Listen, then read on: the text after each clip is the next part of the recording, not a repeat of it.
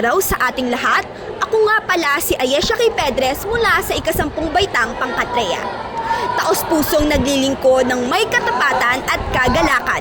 Halina't sabay-sabay nating tuklasin ang mga sakit patungkol sa ating balat. Ang mga sakit sa balat o skin disease ay may iba't ibang uri ng pananakit at epekto sa ating kalusugan. Ang mga sakit na ito ay maaaring magdulot ng pamamaga, pamamantal, at pangangati o iba pang pagbabago sa ating mga balat. Namamana ang mga iba sa ito, samantalang ang iba naman ay nakukuha sa mga gamot, mga produktong ipinapahid sa balat o di kaya naman ay kagat ng mga insekto.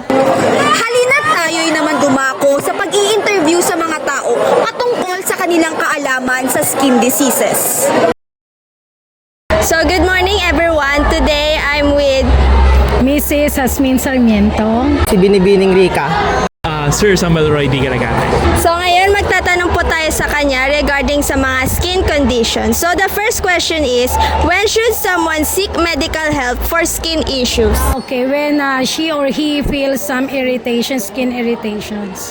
First and foremost, the moment that person has already witnessed something or observed something that is not normal for him or for her. So kinakailangan na siya lumapit kapag meron siyang napansin na kakaiba sa kanyang balat na hindi siya usual talaga na nangyayari. I think kinakailangan na mag-seek yung isang individual for a consultation kapag for example yung isang skin disease and infectious. For example, yung mga chickenpox, diba kinakailangan yan ng medication talaga. And most importantly, yung mga disease na kung saan tumatagal siya ng ilang months and also iba pa years and also iba naman kasi is cancerous in terms of the skin diseases. So kinakailangan meron ng consultation from medical expert. So for the next question is, what advice would you give to someone newly diagnosed? Of course, you do not have to be afraid. And the moment na nag-take ka na ng step para magkaroon ng medical help, that's a very good start. And do not lose hope. Because lahat naman talaga tayo gagaling din in time. Cleanse, proper hygiene. Yes, the first one, proper hygiene. Avoid using cosmetics which is not Which can cause irritation. yes, that will cause irritations. Take vitamin D, that is good for the skin. That's all. Thank you so much po.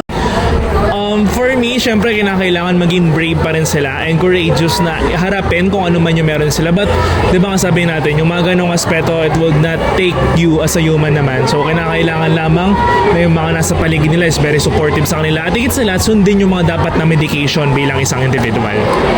Thank you po, sir. Ang vitiligo ay nagdudulot ng pagkawala ng kulay o pigment ng balat. Lumilitaw ang mga patch ng vitiligo kapag ang melanocyte sa loob ng balat ay nawasak. Sa vitiligo, sinisira ang immune system ng melanocytes ang cell na gumagawa ng melanin. Karamihan sa mga tao ay okay sa kulay ng balat, ngunit ang ilan ay naghahanap ng paggamot na maaaring kabilang ang UV light at mga gamot upang maibalik ang natural na kulay ng katawan at mapabagal ang pagbuo ng bagong depigmented na patch. Tayo'y naman magtanong sa mga taong nakakaranas ng skin diseases. Good morning everyone. Ngayon po, introduce ko po sa inyo ang aming isa sa mga i-interviewin. Ako po si Ren Saeda. I'm Phoebe Audrey M. Esguerra. Can you share what skin condition you have and when you were diagnosed? So for now, meron akong 2 types ng eczema, which is yung atopic and contact dermatitis. And na-diagnose ako this month lang, this December. I'm not diagnosed, but I inherited my skin disease from my mother. It's vitiligo, and it's not harmful to me. It doesn't bother my current living conditions. It's just a part of me that I cherish because it came from my mother. Now our second question is, are there triggers that makes your condition better or worse? Merong mga foods na nagtitrigger sa eczema ko, which is are mga oily foods and sa mga fatty na mga foods.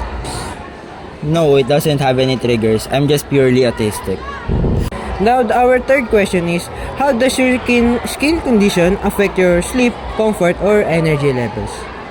Natitrigger kasi siya every night bago ako matulog. So therefore, nai-interrupt yung mga sleep ko. And lagi akong na-uncomfy. Tuwing naarawan ako. Ayun lang naman. It doesn't affect anything to me. I'm always energetic and I always sleep at the right time. So I feel and I know that it doesn't affect anything. Thank you for your participation in this broadcasting. Thank you. Eksema, pamamantal, pamumula at pangangati. Ngunit ano nga ba talaga ang eksema? Ito ay isang kondisyon na kung saan ang apektadong balat sa katawan ay nakararanas ng pamumula, pangangati at pamamantal. Ito ay kilala rin sa tawag na atopic dermatitis. Ang eksema ay hindi nakakahawa, kaya hindi ito maaaring makuha o maipasa sa iba.